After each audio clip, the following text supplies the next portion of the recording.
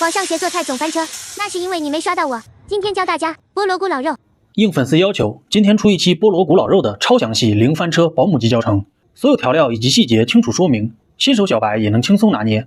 首先，這些就是要用到的所有食材，肉的選擇不做要求，里脊肉、五花肉、腿肉都可以，肥瘦按自己的喜好選擇即可。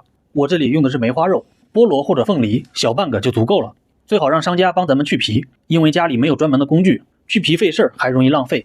青紅椒是用來搭配顏色的，也可以不放。咱們先來處理一下豬肉，先切2厘米左右的厚片，然後切同樣寬度的條，最後切塊，大小盡量均匀。切好的肉咱們用水抓洗一下，把豬肉裡的血水洗掉一部分，能有效去腥。洗好的豬肉攥一下水分，來1茶勺鹽，再來半茶勺白胡椒粉，抓一下，把肉抓至粘手。再來1顆雞蛋，把雞蛋抓破，不停地抓拌1到2分鐘，把蛋液完全抓到肉裡。最後再來3到4勺澱粉，我這裡更推薦土豆澱粉，炸出來会更加酥脆。如果没有的話，就用其他澱粉代替。咱们把澱粉也抓拌均匀，最後再封2勺食用油，防止粘連。抓匀放一旁備用。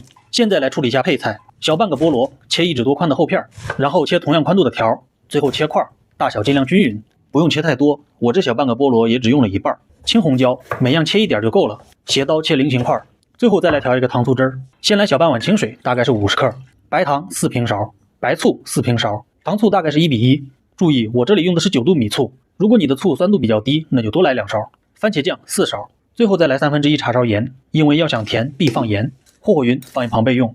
開大火，鍋燒寬油，把油燒至5到6成熱，筷子插進去迅速冒小泡，油面翻動明顯，轉中火，先下一個試試。下進去之後3秒鐘之內能飄上來，就說明油溫可以了。咱們把肉塊重新抓拌均匀，一個一個的貼近油面，慢慢下，千萬不要離油面很高丟進去，容易濺油燙傷。肉下鍋之後千萬不要立刻攪動，不然就會粘連。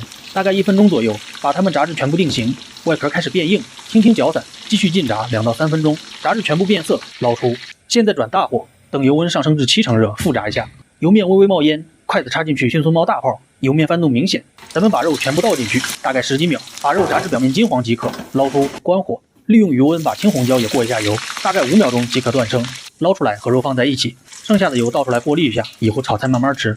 鍋底留油，開大火，把菠蘿倒進來稍微煎一下，大概10幾秒鐘，不用煎很久。